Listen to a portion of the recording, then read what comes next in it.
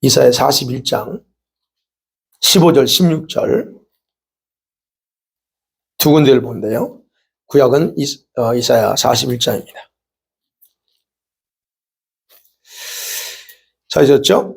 15절 16절을 한 목소리로 읽습니다. 시작.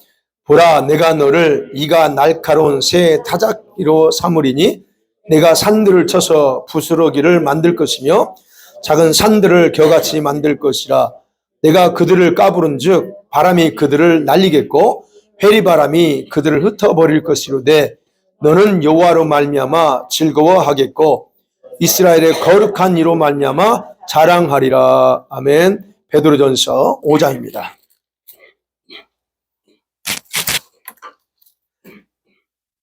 베드로전서 5장 8절부터 11절입니다. 신약성경 베드로전서 5장 8절부터 11절 같이 읽습니다. 시작. 근신하라, 깨어라. 너희 대적 마귀가 우는 사자같이 두루 다니며 삼킬 자를 찾나니 너희는 믿음을 굳건하게 하여 그를 대적하라. 이는 세상에 있는 너희 형제들도 동일한 고난을 당하는 줄 알미라. 모든 은혜의 하나님 곧 그리스도 안에서 너희를 부르사 자기의 영원한 영광에 들어가게 하시니가 잠깐 고난을 당한 너희를 친히 온전하게 하시며 굳건하게 하시며 강하게 하시며 털을 견고하게 하시리라. 권능이 셋에 무궁하도록 그에게 있을지어다. 아멘. 자, 오늘은 때에 대해서 말씀하실 때 마지막 부분입니다. 지금은 완전히 무장해야 될 때라고 하십니다. 자, 이 부분을 가지고 나누는데요. 오늘 영적인 부분을 좀 나눕니다. 여러분, 우리 한 사람이 예수님을 믿고 구원받았다고 하는 의미는 단순히 그냥 교인이 한 명 생겼다라고 하는 그런 그렇게 생각해서는 절대 안 됩니다. 여러분, 한 사람이 예수 믿고 구원받아서 하나님의 자녀가 되는 것은 엄청난 사건이에요. 그것에 대해서 이미 예수님께서 그것이 얼마나 중요하고 천국에서 하나님이 얼마나 기뻐하는가에 대해서 그것에 대해서 이미 예수님께서 누가복음 15장에서 말씀하셨죠. 비유를 통해서. 그래서 15장 7절에 말합니다. 죄인 한 사람이 회개하면 하늘에서는 이 땅에서 회개할 것 없는 의인 99명보다 더 기뻐하는 것이 그 한 사람이 회개하는 것이 더 기쁘다 그럽니다. 7절에서 그렇게 말씀하면서 동시에 11절에서 또 예수님이 말하면 드라카마에 대해서 얘기하면서 그죠? 이처럼 죄인 한 사람이 회개하면 하나님의 천사들 앞에서 이렇게 말합니다. 수많은 천사들 앞에서 그 한 사람이 회개한 것이 얼마나 기쁨이 되는 줄 아느냐 말합니다. 그리고 여러분 24절에 보면 둘째 아들 돌아온 탕자. 둘째 아들이 돌아왔을 때 그 아버지가 하는 말이 하나님 아버지의 마음이에요. 내 아들은 죽었다가 살아났으며 내가 잃었다가 다시 얻은 것이다 라고 그렇게 말씀하세요. 그러니까 단순히 교인 하나 생기고 이게 아니에요. 한 사람이 구원받았다고 하는 것은 어마어마한 그런 사건이라는 겁니다. 근데 이것이 이런 의미로 있지만 또 영적인 관점에 보면 하나님께서 바울을 만나서 바울을 부르죠. 사도를 부르고 전도자를 부릅니다. 근데 부르면서 그에게 하신 말씀이 있어요. 사도행전 26장 17절에 보면 그래요. 그 눈을 뜨게 하고 어두움에서 빛으로 사단의 권세에서 하나님께로 돌아오게 하고 그래서 죄사함과 나를 믿어서 거룩하게 된 수많은 무리들 가운데서 기업을 얻게 하리라 그래요. 거기에 보면 사단의 권세에서 빛으로 하나님께 돌아오게 한다는 거예요. 이게 무슨 말입니까? 한 사람이 사단의 어둠에 잡혀서 노예가 있던 사람들을 빛이신 하나님께로 돌아오게 하는 즉 소속을 바꾸는 엄청난 사건이라는 거예요.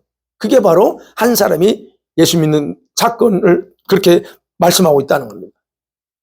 그러면 그 말은 뭐냐면 일반적으로 사람들은 믿지 않습니다. 믿지 않는 게 뭐냐면 자신이 어둠의 왕인 사단의 종이 되어 살고 있다는 사실을 믿지 않습니다. 여러분 우리가 아는 것처럼 아무리 세상에서 선하고 훌륭하고 학식 있고 배움 있고 박사고 뭐 세상에서 그 누구 어떤 사람이 인정하는 그런 세계적으로 유명한 사람이라 할지라도 자신의 영혼이 사단의 노예에 불과하다는 것을 그들이 만일에 예수 믿고 나면 똑같이 고백해요. 내가 사단의 노예였구나 라는 고백을 한다는 얘기예요. 그래서 지금까지 내가 사단의 노예로 있었다는 것을 몰라요. 그러지만 예수 믿고 나서 구원받고 나서 보니까는 그 비밀을 알게 됐다는 얘기예요. 그러면 아니 그렇게 학식이 있고 뛰어난 사람들이 훌륭한 사람들이 왜 그렇게 그걸 생각하지 못하고 살까 하는 거예요. 네. 여러분 그렇게 사는 이유는 자신이 영적인 존재라는 것을 모르기 때문에 그렇습니다. 사람이요 영적인 존재라는 걸 몰라요. 또 하나는 뭐냐면 영적인 세계에 대한 무지가 그들을 눈을 덮어놨어요. 그럼 영적인 세계가 있다는 걸 생각 안 합니다. 그냥 단순히 우리가 여기서 살다가 죽으면 끝나 이렇게 생각해요. 근데 우리는 그렇지 않잖아요. 영의 세계가 따로 있다는 얘기예요. 이게 무지하니까 그냥 이렇게 그냥 자기들이 사단의 종이 됐다는 사실도 모르고 산다는 거예요. 그래서 사람들은 여러분 우리가 전도하잖아요. 전도할 때 뭔 생각하고 그들이 전도 받을까요? 나는 무신론자인데 나는 힌두교인인데 나 한 사람 개종시켜서 기독교인으로 만든다라고 생각하고 거부하는 거예요. 난 내 종교가 있어. 근데 왜 내 종교 바꿔서 기독교인 만들려고 그래? 이런 식으로 생각한다는 얘기예요. 근데 절대 그게 아니잖아요. 우리가 전도하는 거, 그래서 전도하는 게 아닙니다. 그러니까, 여러분, 사람은 그렇게 생각해요. 근데 우리가 복음을 전해서 저와 여러분이 예수님 믿게 됐습니다. 그러면 그 믿게 돼서 이제 하나님의 자녀가 되세요. 그러게 되면, 우리가 원래는 사단의 노예였는데, 사단이 빼앗겼어요. 나를 뺏겼어. 그러면 사단이 당하고만 있을 것 같은가 하는 거예요. 절대로 그러지 않습니다. 사단은 절대로 가만히 있지 않습니다. 그래서 지금도 사단은 저와 여러분 예수 믿은 지 뭐 20년, 30년 못 되시냐 할지라도 이놈의 사단은 어떤 수단 방법 가리지 않고 어떻게 해요? 할 수만 있으면 저와 여러분 다시 빼앗아 가려고 발악하는 거예요.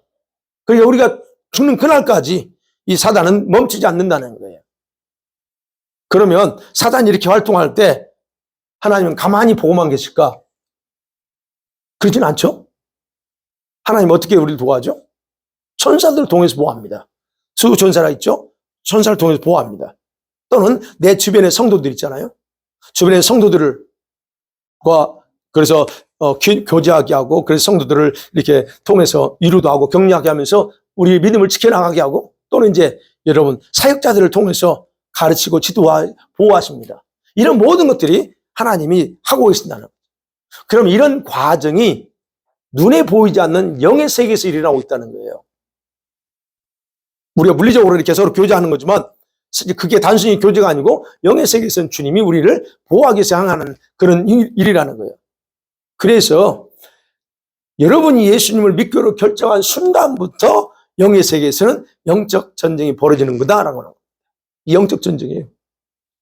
그런데 문제는 우리 이제 구원받고 예수 믿는 하나님의 자녀가 된 우리 성도들이 이런 영적 전쟁을 거의 인식하지 못하고 살아간다는 것이라는 거예요. 그게 문제라는 거예요. 어떤 때는 우리가 영적 전쟁이라고 알면서도 때로는 잊어버립니다. 그래서 문제가 발생하면 어떻게 해요? 환경 탓하죠. 또는 사람을 탓합니다. 누구 때문에? 내가 뭐 하려고 하는데 이것만 없었으면 우리가 이런 탓을 하게 돼 있어요. 그런데요, 사단의 졸개들은요, 이 악한 귀신들을 통해서 심하게 이렇게 우리가 알지 못하고 사니까 심하게 이 사단이 자기 졸개 귀신들을 통해서 우리를 치고받고 해요. 그러면 심하게 우리는 얻어 터지고 괴롭힘 당하고 억울한 일을 당하며 사는 거예요. 왜? 영적 전쟁이라는 걸 망각하고 사니까. 자, 그게 바로 지금 이제 우리가 예수 믿는다고 하는 것 자체가 이런 영적인 그 전쟁이라는 것을 제가 좀 설명했습니다. 그렇다면 우리가 첫 번째 생각할 건 그러면 하나님이 저와 여러분을 전도를 해서 구원받게 하고 하나님의 자녀가 되겠습니다. 그러면 그걸로만 주님은 다른 생각 안 하고 그것만 있을까 하는 거예요. 하나님이 왜 우리를 구원하셨을까? 구원하신 목적이 있고 목표가 있습니다. 그 목표가 뭐냐는 거예요, 여러분. 하나님이 우리를 구원하신 목적은 하나님 나라의 백성이 되게 하는 거예요. 그건 이미 우리가 하나님의 나라의 일원이 됐습니다. 이건 이미 목적은 완성됐습니다. 그러나 목표는 아직 아닙니다. 이 목표는 이 땅에서 살아가는 동안 이루고자 하는 게 있어요. 우리를 어떻게 만들고 싶어 하는 것이 목표입니다. 그런데 이 목표는 우리가 이 땅에 살아가는 동안 이루어야 돼요. 만일에 이 땅에서 이루지 못하고 간다? 그러면 천국에 가서 우리는 그 목표를 다시 재교육받고 다시 해야 됩니다. 그러면 그 목표가 뭐냐는 거예요. 그 목표를 쉽게 이해할 수 있는 사건이 바로 출애굽 사건입니다. 여러분, 모세를 통해서 하나님이 이스라엘 백성들을 출애굽시키려고 하면서 모세에게 이렇게 명령해요. 내가 내 손을 애굽에 뻗쳐서 크게 심판 내릴 거다. 그러면서 말합니다. 내 군대, 내 백성 이스라엘 자손을 그 땅에서 인도하여 낼 거야 라고 모세에게 얘기해요. 여기서 단어입니다. 내 군대 또는 내 백성이라고 하는 단어예요. 내 백성은 우리가 이해가 됩니다. 근데 내 군대라고 말합니다. 여러분, 아니 지금 이스라엘 백성들이 노예에 있어요. 노예로 있는데도 불구하고 하나님은 모세에게 말하고 이건 내 군대야 라고 말합니다. 이 말은 지금 노예인 그들이 군대라는 게 아니에요.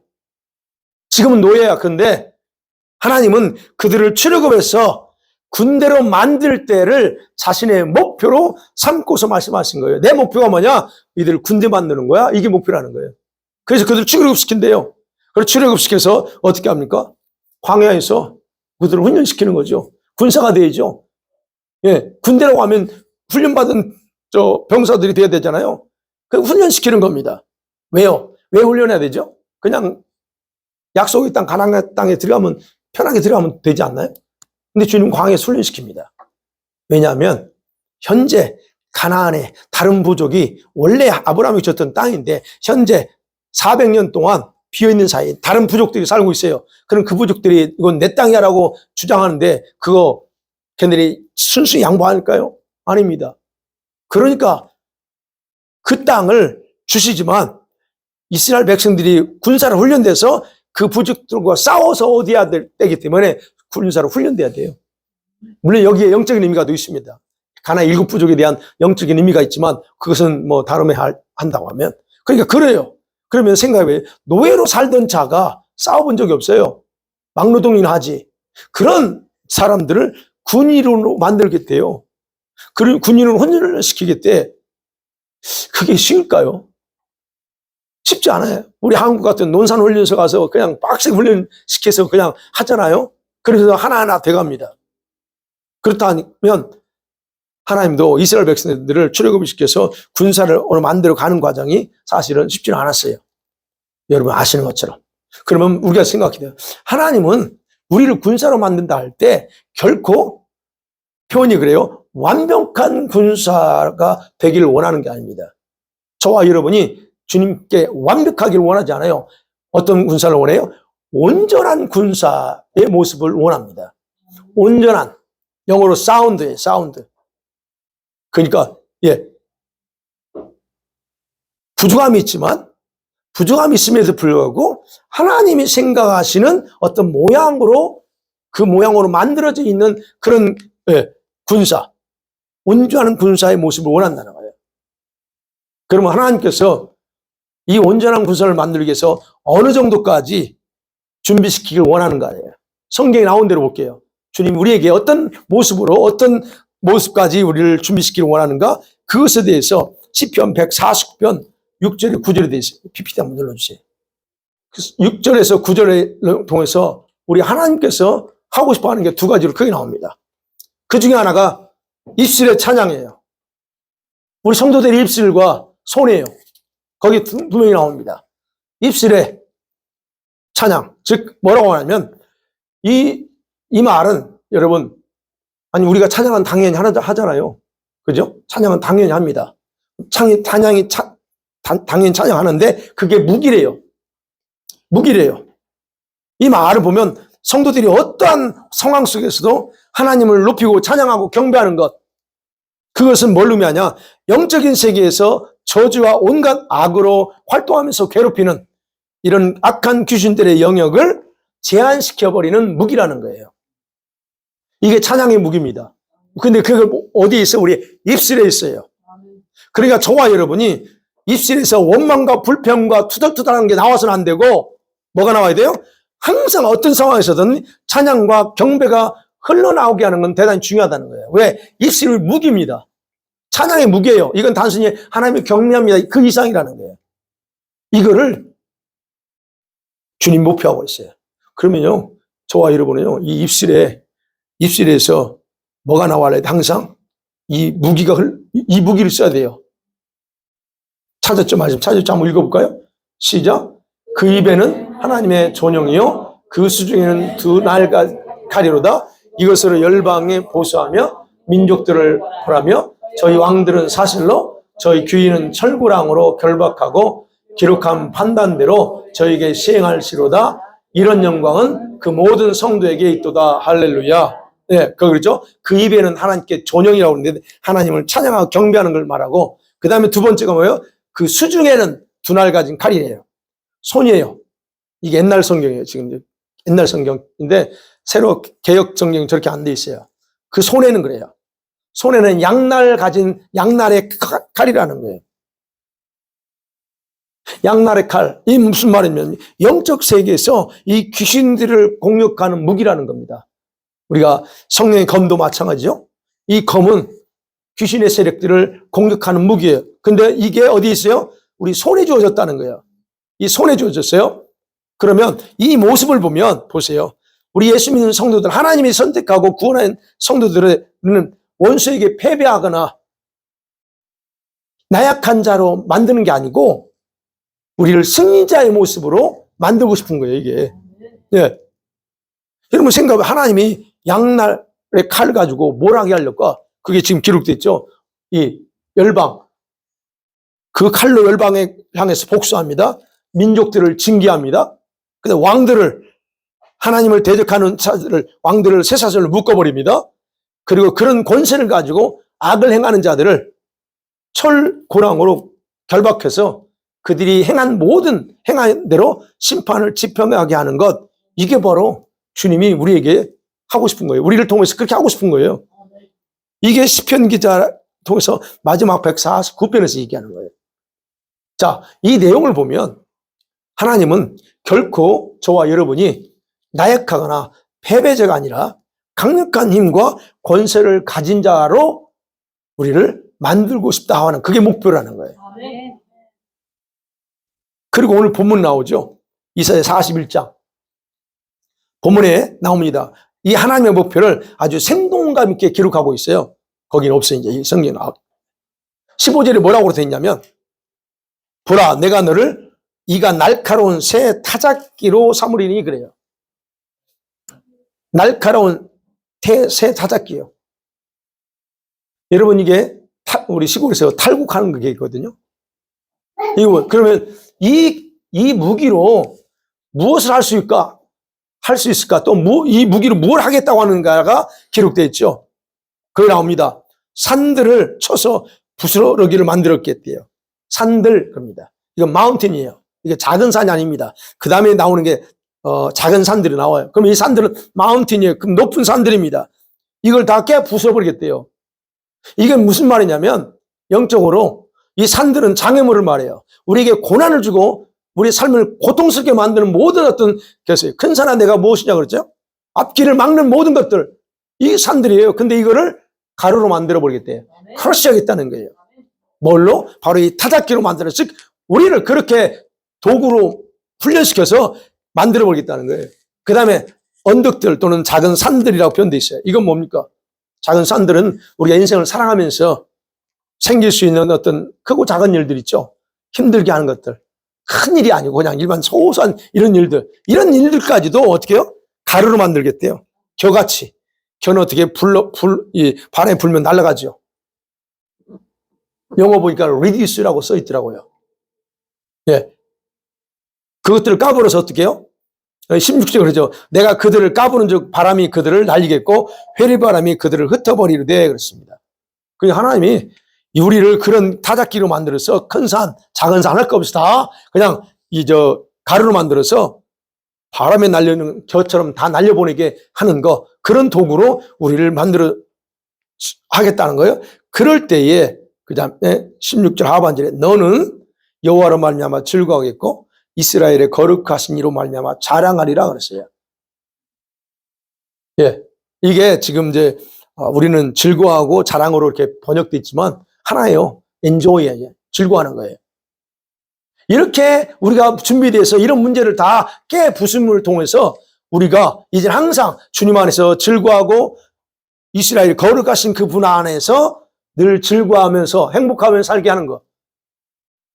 이거를 주님이 목표하고 있다는 거예요. 그러면 이 단계까지 가야 된다는 거예요, 우리가 지금 저와 여러분 이 단계 올라가고 있어요. 저거 볼 때 우리 교회에서 이런 단계로 올라가고 있어요. 그러니까 어떤 원수가 우리한테 할지라도 잠깐은 한번 멈춰 살 수 있어도 그것에 의해서 내가 좌지우지 안 해. 그리고 이런 것처럼 까불지 마 하면서 하고 나서 어떻게 해요? 다시 즐거워하고 기쁨으로 다시 모든 걸 갈 수 있어요. 이거 단계. 예전에는 한번 넘어지면 우리가 그렇지 못했는데 이게 바로 하나님 교회가 한 거예요. 그러니까 하나님께서는요, 저와 여러분들이 바로 이런 어떤 기계처럼, 이 타작 기계처럼 무장시켜가지고 우리 인생을 살면서 생기는 이런 영적이고 물리적인 장애물에 찌어서 아이고 힘들어 죽겠어요, 이게 아니고, 이런 문제 생기면 앞으로 그냥 초토화시키는 능력 있는 자로 여러분 만들겠다 하는 게 바로 15절과 16절 말씀입니다. 생각해봐요. 이렇게 내가 무장돼 있어. 내가 이런 무기야. 마치 타작기계처럼 무기입니다. 손에는 양날의 검을 가지고 있어요.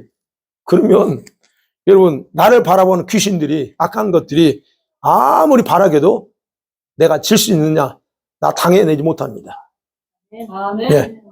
바로 하나님께서 이러한 교회와 이런 성도들을 바로 악한 원수들로 그들을 대적하면서 복수하고 싶어 하는 거예요. 예. 그러니까 그게 우리가 기억해야 될 부분이에요. 그 다음에 이제 두 번째 생각할게. 그러면 현재 우리의 모습들, 우리 교회의 모습도 어떤가? 하나님이 모든 지상에 존재하는 모든 교회에 대한 마음이에요, 이게. 그런데 현대 교회 모습은 어떠냐, 이게요. 현대 교회 모습은 불행한 것은 오합지졸이라는 거예요. 하나님은요, 이런 자신의 목표를 달성하기 위해서 성도 개인이 아니고 교회 공동체를 통해서 일하십니다. 네. 그리고 교회 리더들을 통해서 훈련시키고 있어요. 리더들이요. 그리고 하나님은 그 리더들이 인간적으로 하지 않도록 뭘 부어주셨어요? 성령을 교회 안에, 성도들 안에 거하도록 그렇게 또 성령을 주셨습니다. 그러면 성령께서 우리 교회 리더들과 성도들이 하나님의 이 목적과 목표를 위해서 준비되도록 모든 것을 그분은 다 제공합니다. 그분이 교회 안에 제공하고 여러분 개인에게 다 제공해요. 그러면 제일 먼저 이 성령은 뭘 하시냐면 교회 안에서, 여러분 안에서 이 하나님의 말씀과 기도가 활성화하도록 시킵니다. 제일 먼저 하세요. 이 하나님 말씀이 여러분 안에 살아 움직이게 만들고 여러분이 기도하게끔 만들어요. 왜요? 이 하나님 말씀이 훈련의 교재입니다. 우리를 군대로 만들고 싶다면 군대 여러분 교재가 필요해요. 교본이 필요한데 이 말씀이에요. 그리고 기도는 이 하나님의 생명력을 흐르게 만드는 게 기도예요. 여러분 기도하지 않으면 여러분 말씀은 많이 할 수 있어도 기도하지 않으면 여러분은 이 생명이 흘러가지 않습니다. 그래서 기도가 필요한 거예요. 자, 그러면 우리가 그걸 알고 나서 저와 여러분 기도합니다. 우리가 교회에서 기도합니다. 그러면 교회 안에 하나님 말씀과 기도가 살아있어요. 그럼 어떤 일이 벌어져요? 하나님은 영적인 지혜와 능력을 풀어주셔요. 교회 안에. 성도들 여러분 안에 기도하고 있고 말씀으로 여러분과 충성하기 때문에 하나님 풀어주십니다. 그리고 그것만 하지 않습니다. 약한 귀신들의 활동을 중단시켜요. 교회 안에서. 여러분 가정 안에서 중단시킵니다. 그리고 교회를 여러분을 더욱 강하게 세워나가십니다. 그게 하나님의 방법이에요. 그렇게 되면 또 어떻게 나오냐면 음부의 권세가 건드리지 못하는 든든한 교회, 든든한 견고한 성도로 세워져 가요. 그러니까 교회 안에 이렇게 말씀과 기도가 살아있으면 성령께서 왕성하게 자신의 일을 나타낸다는 거예요. 은사가 풀어지기도 하고 뭐 이런 다양한 일이 나와. 왜? 아니 말씀과 기도가 교회 안에 움직이니까 성령은 가만히 안 계세요. 가만히 계실 수 없습니다. 말씀이 움직이고 기도가 있으면 성령은 가만히 못 계세요. 그러니까 그런 일 하세요. 그렇게 되면 어떻게 돼요? 교회가 생명이 넘쳐요. 그럼 초대교회처럼 그런 기적과 이런 다양한 일들이 일어납니다. 그리고 저와 여러분 성도들은 어떻게 개인적으로 은혜 충만한 가운데서 나 자신을 무장하면서 준비해 나갈 수가 있는 거예요. 아멘. 이게 정상이야. 이렇다면 이게 정상입니다. 그런데 이제 문제는 현대교회가 어떠냐 이거죠. 현대교회는 이와 정반대의 모습 때문에 주님의 눈에 실망스러운 상태라는 걸 우리가 사실 부정할 수가 없어요. 그죠? 이게 현재 우리 교회 모델 모습이야. 그래서 제가 안타깝고 여러분도 기도하지만 안타까운 게 뭐예요? 교회 안에는 목자 없는 영과 같은 사람들이 수없이 많다는 거예요. 교회는 다니는데 진짜 목자 없는 양처럼 떠돌아다니는 그런 사람들이 수없이 많다는 거예요. 그걸 어떻게 할 수 있어요? 그들의 특징이 있어요. 그런 사람 특징. 목자 없는 양같이 예수님이 그 무리들 보고 슬퍼하고 안쓰러워하는 게 뭐예요? 그들이 얻어 터지고 살고 있는 걸 보는 거예요. 먹어야 될 걸 먹지 못하니까 빈곤한 상태에 있어. 그러면 이런 성도들이 교회 안에 수두룩한데 특징이 뭐냐? 자기들이 악한 귀신들의 그런 장난과 공격을 통해서 영적으로 당하고 정신적으로 육체적인 고통을 겪고 있으면서도 왜 그런지 원인도 모른다는 거예요. 해결 방법도 모르고 사는 거, 이게 바로 특징이에요. 그 사람들, 그런 사람들이 바로 목자 없는 양과 같은 교회 안에 그런 성도들이에요. 자, 그래서 저는 이렇게 표현해요. 이런 교회 실상을 천국에서 주님 보실 때 참 마음이 안타까운데 이거를 이제 우리 용어로 표현한 게 오합지졸, 래그태그라고 그러더라고요. 영어 보니까 처음 봤는데 래그태그, 오합지졸이에요. 자, 그러면 이런 교회를 향한 하나님의 목표, 아니 하나님의 목표는 군대를 만들고 이렇게 강인하게 타작기로 만드는 게 목표인데 현재 교회는 안 그래. 그러면 하나님의 그 목표는 실패했을까 하는 거예요. 하나님의 실패. 여러분, 하나님께는요, 실패라는 단어가 존재하지 않습니다. 하나님께는 실패라는 게 없어요. 왜 없는 줄 아세요? 하나님의 신실하심, 페이스풀하는 거하고 하나님의 열심이 절대로 실패를 허용하지 않아요. 실패 같으면 하나님이 실패하기 전에, 우리가 실패라고 말하기 전에 다른 방법 바꿔버립니다. 여러분, 그걸 우리가 알 수 있는 게 광야에서 이스라엘 백성들이 계속적으로 변질돼 나갈 때 하나님은 단 한 사람일지라도 그를 중심으로 새롭게 목표를 진행해 나가는 걸 볼 수 있어요. 여러분 아는 것처럼 그 12명의 정탐꾼이 가나안 땅을 정탐하고 돌아옵니다. 와서 보서 아주 좋았어요. 근데 10명이 보고를 합니다. 동일하게 보고하기를 하나님을 신뢰하지 못하도록 자기가 신뢰하지 못하는 걸 가지고 그거를 같이 기다렸던 그 많은 이스라엘 백성들이 하나님을 신뢰하지 못하도록 부정적으로 말해. 그런데 그 중에 한 사람, 누구예요? 한 사람, 여호수아 빼고요. 갈렙, 성경에는 갈렙에서 이제 여호수아가 나오잖아요. 여호수아가 말하지 않습니다. 갈렙이 나서서 얘기해요. 아니다. 하나님 우리를 귀하게 우리를 함께 하신다면 저들은 우리 밥이야 라고 하는 거예요. 한 사람, 그렇게 믿음으로 행동한 갈렙 한 사람에게 하나님은 약속해요. 약속합니다.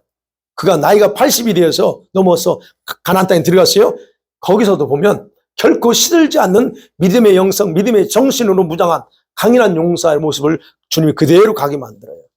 나이가 문제가 아니에요. 우리가 이렇게 무장되어 있으면 나이와 상관없이 우리가 죽을 때까지 갈 수 있다는 얘기예요. 네. 그러니까 성경에 보면 광야에 있던 이스라엘 백성들 오합지졸이야.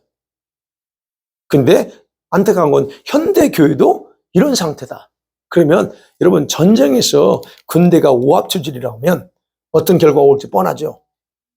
모두가 막 싸우지도 않고 무서워서 도망하거나 아니면 싸워보겠다 하지만 전멸당하는 것은 그냥 눈에 뻔히 보이는 겁니다.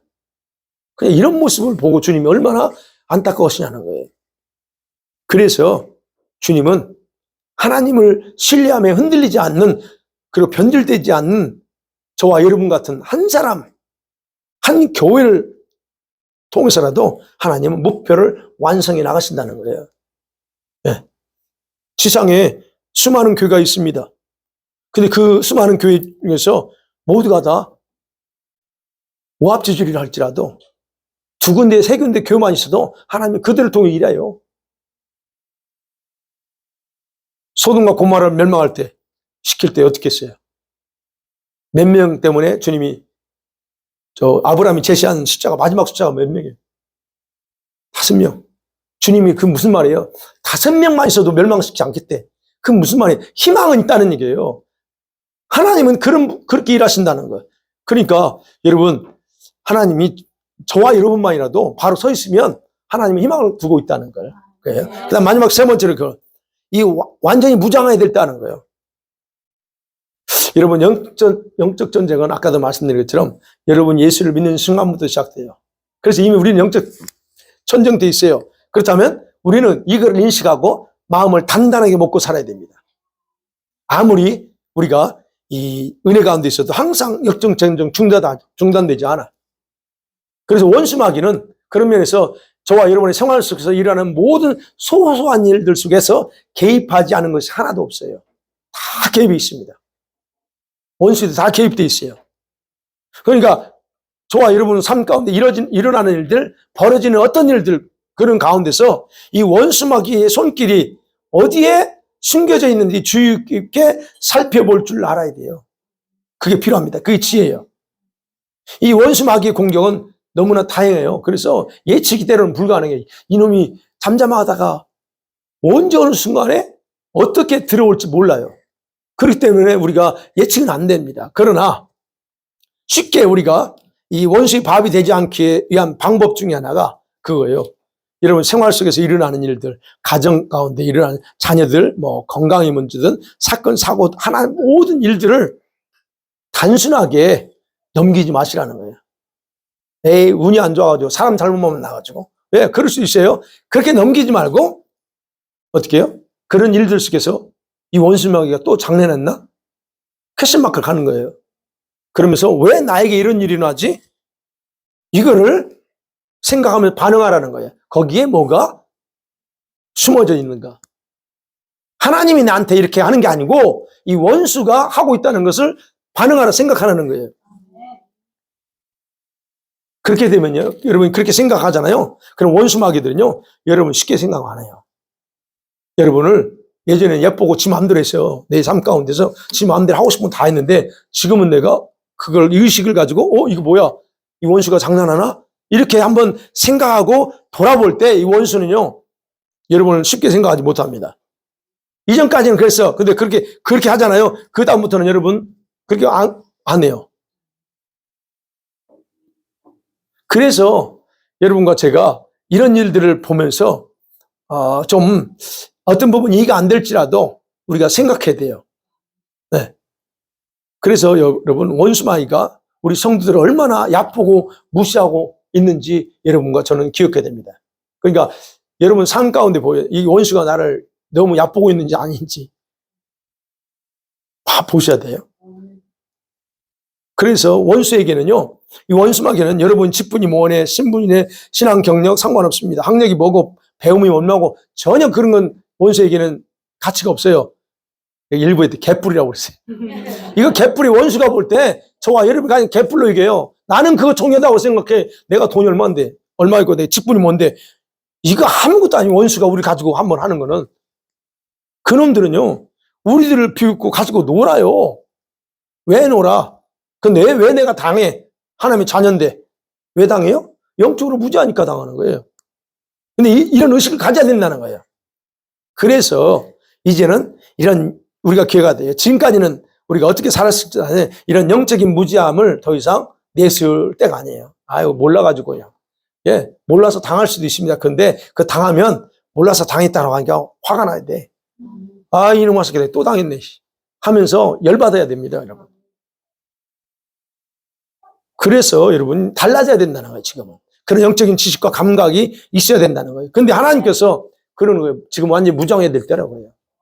그럼요, 우리가 저와 여러분이 무장하지 않은 상태라고 하는 건 뭘까? 내가 무장하지 않았어 라고 하는 말은 여러분이 얼마든지 공격당하고 맞을 수 있는 상태라고 하는 거예요. 그러면 그것이 어제까지였다라고 볼 수 있어요. 어제까지 어디 터졌어. 싸움도, 그러니까 준비가 안 됐으니까, 무장도 안 됐으니까 싸움도 못하지, 무기도 없지. 내가 준비했으면 무기라도 가지고 있죠. 준비도 안 됐어. 무장도 안 했어. 그리고 싸움도 못해. 그러면 어떻게 해요? 나는 영육이 너무 약해. 영도 약하고 육도 약해. 그러니까 우리가 한 번 맞으면 코피 터지는 거예요. 이 원수한테 한 번 맞으면 코피 터져가지고 막 열받고 다시 생각하면 분통 터지고 이런 일들이 계속 반복되는 거예요. 그거 뭐예요? 내가 준비도 없었다는 거. 그리고 내가 너무 약하다는 거. 그러니까 한 번 맞으면 그냥 터져 나오는 거예요. 여러분, 우리가 기억해야 될 거는 우리를 이렇게 공격하고 우리를 이렇게 괴롭히는 원수가 어떤 놈이냐는 거예요. 우리를 공격하는 원수는요, 그냥 여러분이 애지중지하게 키우는 이런 그런 고양이나 개도 아니에요. 성경에 우리 베드로전서 5장에 뭐라고 그래요? 원수가 뭐라고 그래요? 8절에서 근신하라 깨라. 너희 대적 누구예요? 원수 마귀는 우는 사자와 같대요.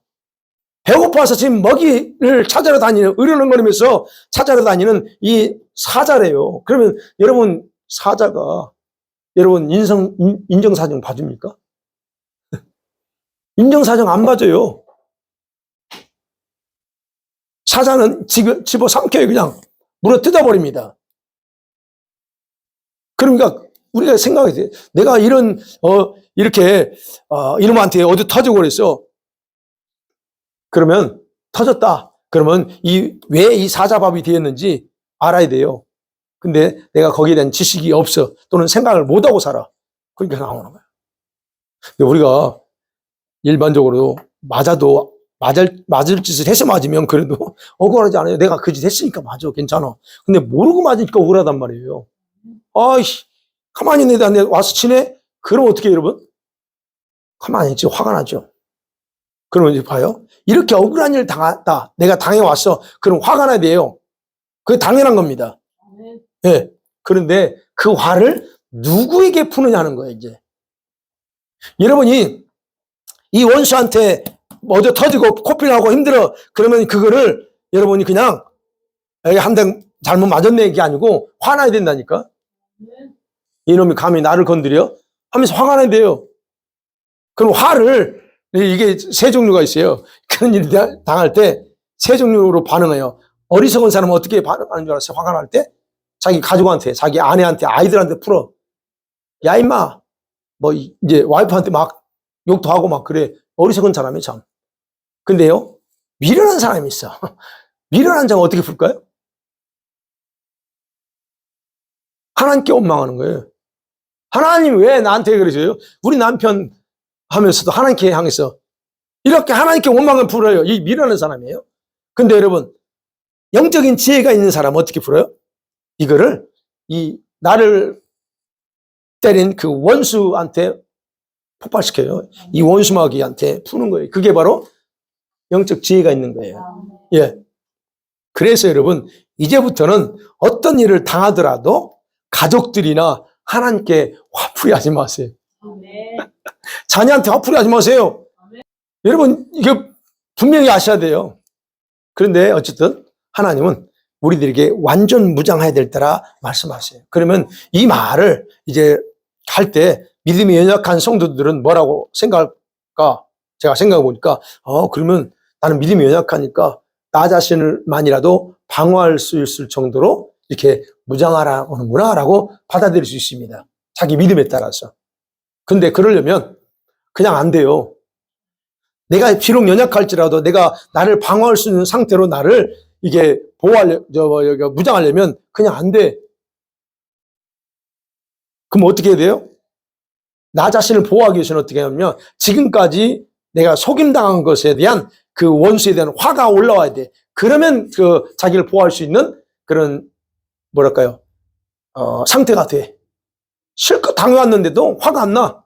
그러면 생각은 아이고 나라 자신을 방어해야지 이럴 생각 자체도 없는 거예요, 그 사람은. 그럼 무장이 안 되지요.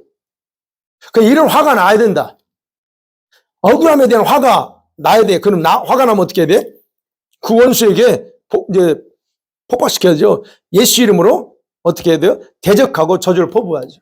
네가 나를 이렇게 내 삶 가운데 침가하시면 그 원수에게 퍼부어야 돼요. 그리고 베드로는 뭐라고 그래요? 근신하라 깨라 너희 대적 마귀가 우는 사같이 이 삼킬 자를 찾는 것처럼 찾는다. 그런 말합니다. 그를 대적하라 그래요. 대적하래요. 어떻게 대적하느냐?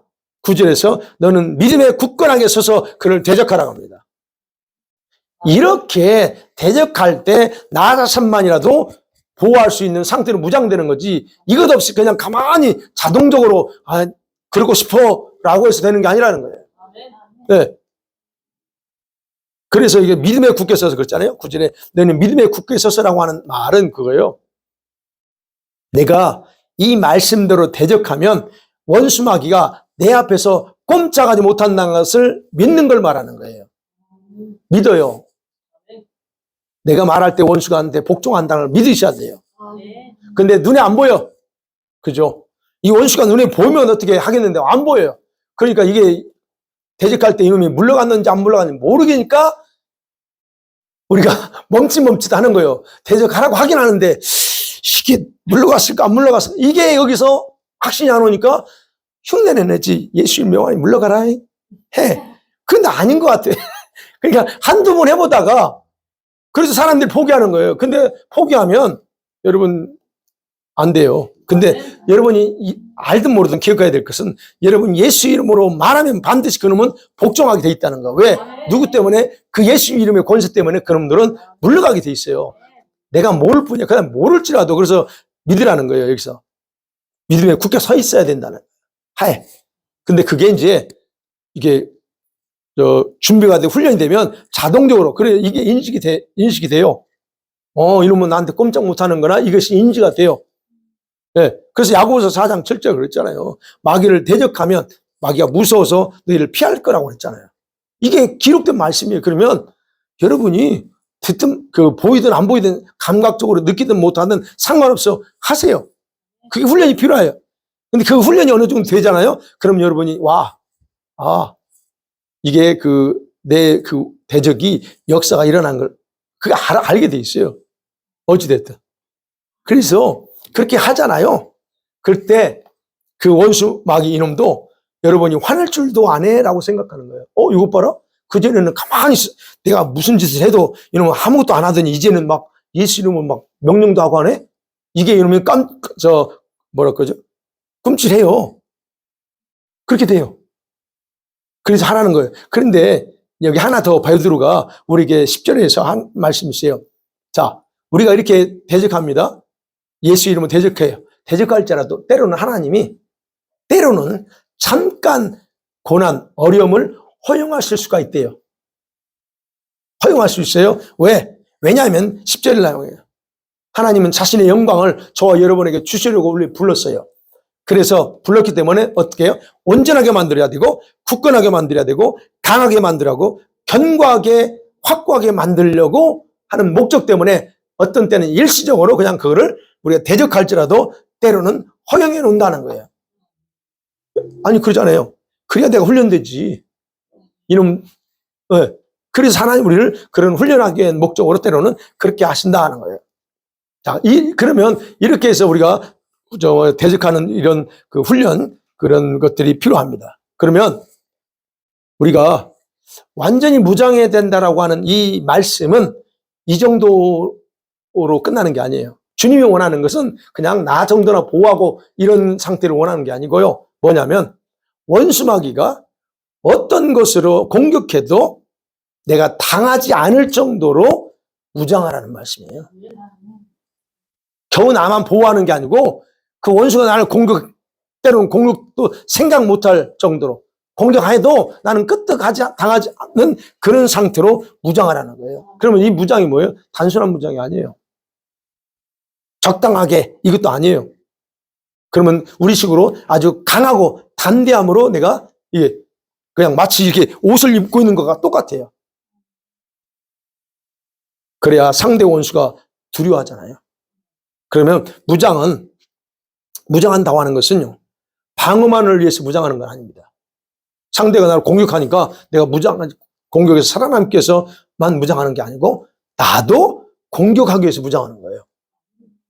예, 그러면 여러분 무장이라고 하는 것은 무기를 갖추는 것도 여러분 무장이에요. 마찬가지. 우리가 무기를 왜 가지고 있어요? 우리에게는 무기 있어요. 날카로운 검이라 있고, 에베소 6장에서는 성령의 그 예리한 검이 말씀의 검입니다. 그러면 생각해 봐야 돼요. 내가 무기를 들고 있으면 원수가 나를 두려워하게 되거나 또는 함부로 공격하지 못하죠. 내가 무기를 들고 있는데 상대가 나를 건드리겠어요? 못 건드려요. 그러니까 이것도 역시 나를 무장하는 겁니다. 그냥 무기를 들고 있는 거예요. 그러면 성경에서 이미 말씀의 전신갑주를 무장하라 기록되어 있어요. 이거는 우리가 다 알아요. 그러면 또 하나 이런 그 무기도 있어요. 그 또 하나 무기 중에 성령의 능력을 내 몸에 장착하는 것도 무장이에요. 성령의 능력이에요. 성령의 능력은 그래서 기도할 때 우리에게 입혀져요. 그 부분에서 우리가 계속 저녁에 기도하기 때문에 계속 능력이 부어지면서 우리에게 쌓이고 있습니다. 그 또 하나, 우리 겁이 많아. 우리 심장을 무장시켜야 돼요. 이 겁이 많은 심장을 담대함으로 강하게 강화시켜서 두려움의 문제를 정복하는 것도 무장입니다. 우리 항상 두려움이 많아요, 이 사람이. 겁이 많다는 거예요. 물론 인간적으로 겁이 있는 거하고 약간 다른데, 겁 많은 거. 이거, 우리 한번 생각해 봐야 돼요. 예. 그러니까 이런 겁 많은 심장을 담대하게 그냥 강하게 무장해요. 그래야 두려움을 정복할 거 있거든요. 원수가 싸울 때도 내가 당하면 어떻게 해야 되지? 먼저 미리 걱정을 해버려요. 그리고 두려움이 많은 사람은. 내가 했는데 안 되면 어떻게 하지? 이렇게 우리가 반응한단 말이에요. 그게 여러분이 이 심장에서 감정적인 부분에서 여러분이 약하다는 얘기예요. 그걸 강하게 해야 돼요. 자, 이렇게 무장한다. 그래서 완전 무장이죠? 이 완전 무장을 그냥 성경을 두 가지 이렇게 지금 설명했지만 두 가지로 이렇게 하면 돼요. 영혼이 강건한 거예요. 영이 강건한 거. 그 다음에 마음이죠. 이 마음은 믿음의 경감으로 딱 갖는 거. 이거라고 이렇게 그냥 요약하면 그래요.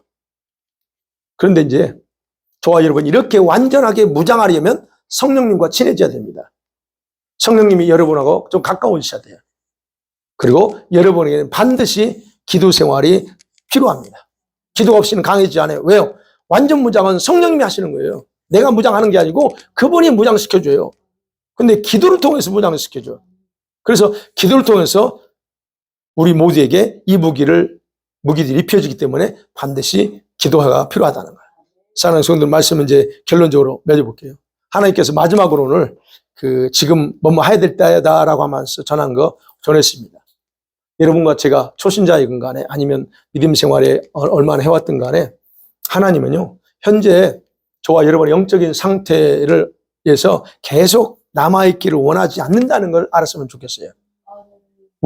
우리는 주님이 이렇게 더 성장하기를 원한다는 거예요. 그 다음에 또 6번에 걸쳐서 이렇게 지금 말씀한 것은 오늘 위함이 아니에요.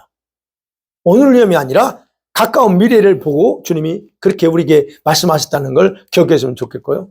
또 하나는 이렇게 우리에게 하나님이 요구하시는 것은 이 말씀을 듣는 저와 여러분 모두를 사랑하고 그리고 우리를 준비시켜서 한 사람도 뒤떨어지는 사람이 없기를 바라기 때문에 이렇게 지금 주님이 말씀하신다는 걸 알았으면 좋겠습니다. 그래서 이제 결론적으로 제가 주님께 여쭤봤어요. 하나님, 우리들에게 지금이 이렇게 완전한 무장할 때라고 말씀하시는 이유가 뭡니까? 라고 하실 때 딱 하나 있어요.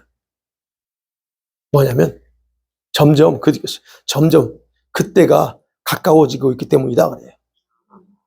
저는 그때가 뭔지를 제가 감지했죠. 그때가 뭐냐? 어둠이 세상을 덮어버릴 때예요, 이게. 그때가 가까워지기 때예요. 그때는 무장하지 않았다면 견디기 매우 어려운 시기다라고 그래요. 얼마나 힘들지 저는 상상이 돼요. 그래서 말합니다. 내게 붙어 있어야만 이겨낼 수 있는데, 그런데 내게 붙어 있기가 무장돼 있지 않으면 쉽지 않다 그러는 거예요. 하나님께서 우리를 보호하시고 미리 예언적으로 우리에게 알려주셨다라고 저는 봅니다. 그러나 항상 여러분과 제가 말씀을 듣고 제가 늘 강조하는 것처럼 하나님의 말씀을 듣고 순종하는 것은 저와 여러분 각자의 몫입니다. 저는 그냥 전하고 저도 이렇게 설교하지만 여러분 각자 몫이에요. 하고 안 하고는 여러분 각자 몫이라는 거예요. 그러나 여러분이 어떻게 반응하든 간에 기억해야 될 게 하나 있어요. 그건 뭐냐면 하나님은 저와 여러분을 절대로 놓치고 싶어 하지 않는다는 거예요. 그리고 더 나아가서는 여러분을 완전하게 보호하고 싶어 하신다는 것이 그분의 마음이라는 거예요. 앞으로 다가오는 이런 그때는 누구도 예상치 못하는 환란의 시작이에요. 그냥 간단하게 환란이야. 그런 때에 여러분 내가 현재의 믿음으로 이겨낼 수 있다고 생각한다면 여러분 인생에서 최악의 실수를 한다라고 제가 그렇게 표현했어요. 최악의 실수를 하는 거예요. 그렇기 때문에 주님이 우리한테 이렇게 때에 대해서 말씀하시면서 이런 실수를 하기를 원하지 않습니다. 이번 한 주간요, 저와 여러분요, 성령의 도움을 받으면서 무장해야 되잖아요. 완전한 무장. 그러려면 말씀과 기도, 이건 뻔한 거지만, 그렇지만 어떻게 하면 좋겠냐? 지금보다 1.5배. 조금 더 어떤 사람은 2배 정도. 조금 더 가능하다면 3배 정도로 더 우리가 아낌없이 이 무장하면서 투자하며 살아가자라고 하는 것이 제 결론입니다. 그렇게 사시겠어요? 네. 아멘. 기도하십니다.